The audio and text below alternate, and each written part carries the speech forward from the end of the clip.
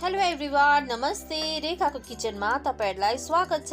आज चाहिँ म तपाईहरुसँग खुर्माको रेसिपी शेयर गर्न गइरहेको छु। मैले चाहिँ यहाँ 1 पावा मैदा हालेको छु। खुर्मा बनाउनुको लागि चाहिँ मेजरमेन्ट एकदमै जरुरी हुन्छ। मैले चाहिँ यहाँ रगठा पारेर 3 चम्ची घिउ हाल्दै छु। घिउलाई चाहिँ मेल्ट गरेर हाल्नुस् होला।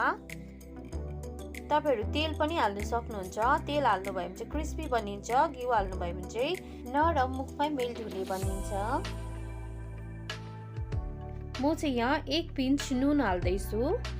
हामीले गुलियो चीजहरु कुनै पनि बनाउँदाखेरि 1 पिन्च नुन हाले भने चाहिँ त्यसको टेस्ट इन्हान्स गराउँछ। यो सबै हालिसकेपछि मज्जाले मिक्स गरिदिनुस् होला। मैदा रेडी भयो कि भएन भनेर यसरी हातमा मुठी पारेर चेक गर्न सक्नुहुन्छ। हेर्नुस् त घिउ सबै मैदामा लागेको छ। हाम्रो चाहिँ मैदा बनिएर रेडी भइसकेको छ। म चाहिँ यहाँ मनतातो पानीमा कम्ती पानी हाल्दै डो रेडी बनाउँदै छु। हामीलाई चाहिँ ज्यादा कडा पनि हैन, ज्यादा नरम पनि हैन, ठिकैको डो चाहिन्छ। जसमा हामी बेल्दाखेरि के आटाहरु के पिठोहरु नलागाइकिन बेल्नु सक्ने खालके।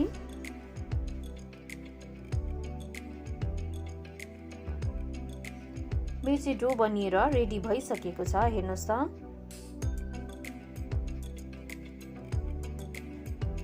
म चाहिँ यसलाई 10 मिनेटको लागि हल्का गिलो कपडाले छोपेर रेस्ट गर्नु छोड्दिँदै छु।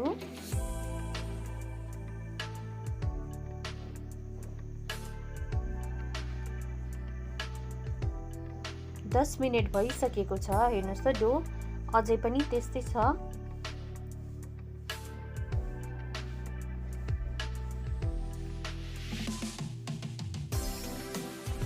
म चाहिँ यहाँ डोलाई 2 भागमा डिवाइड गर्दैछु। यतिको डल्लो बनाउनु भयो भने हुन्छ।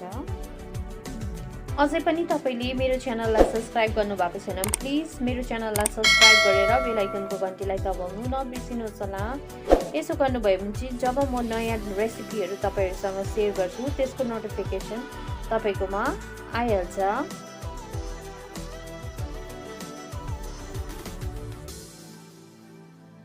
मैले चाहिँ यहाँ रोटी बेलेर सकिसकेको छु। हेर्नुस् त यतिको बेल्दा हुन्छ। बेसी मोटो पनि हैन, बेसी पातला पनि हैन, ठिकैको।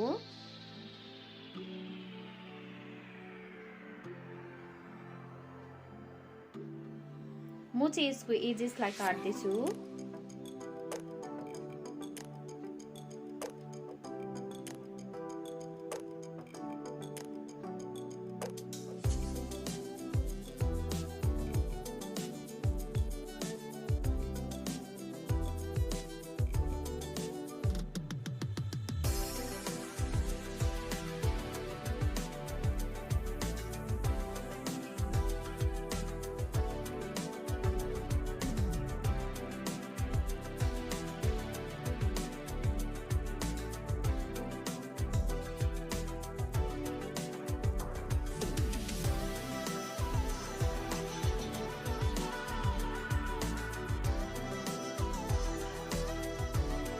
मेरो चाहिँ यहाँ सबै बनिएर रेडी भइसकेको छ।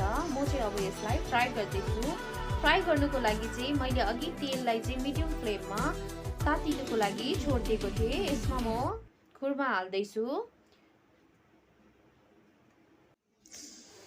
मिडियम फ्लेममा हल्का ब्राउन कलर नआउन्जेलसम्म फ्राई गर्नुस् होला। हेर्नुस् त कस्तो मजाले डबल भएर फुलिएको छ। यतिको फ्राई हुँदा हुन्छ।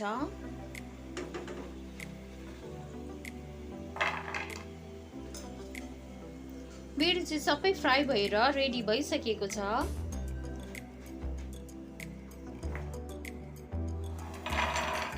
हेर्नुस् त कस्तो मजाको क्रिस्पी बनिएको छ। म तपाईहरुलाई साउन्ड पनि सुनाउँदै छु। हेर्नुस् त कस्तो मजाको लेयर बनिएको छ। म चाहिँ यहाँ सुगर सिरप बनाउँदै छु। सुगर सिरप बनाउनुको लागि चाहिँ मैले यहाँ 1 पावा चिनी र सेम क्वान्टिटीमा मैले मैदा पनि लिएको थिएँ। म चाहिँ यो 1.5 कप पानी एड गर्दै छु। म चाहिँ यहाँ 1 चम्ची दुध हाल्दै छु। यसो गर्नुभयो भने चाहिँ चिनीको जति पनि मैलाहरु छ त्यो सबै माथि आउँछ। हेर्नुस् त मैला जति सबै माथि तरिसकेको छ।